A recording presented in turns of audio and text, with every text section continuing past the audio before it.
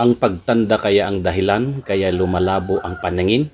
Kung pagtanda ang dahilan, bakit yung mga matatanda na kakilala ko, bakit hindi naman lumalabo ang kanilang paningin?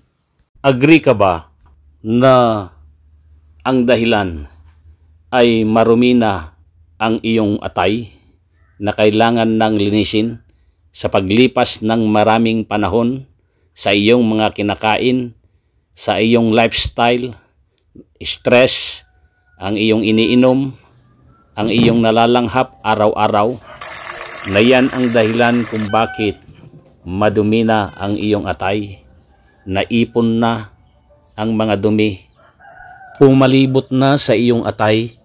Agree ka ba na ang kalamansi ay nakakapaglinis ng iyong atay? Kumuha ka lang ng kalamansi, patakan mo lang ng 5 patak sa isang basong tubig. 5 patak lang ha? Inumin ito 3 beses sa isang araw pagkatapos kumain. Sa loob ng 120 days, makikita mo ang pagbabago.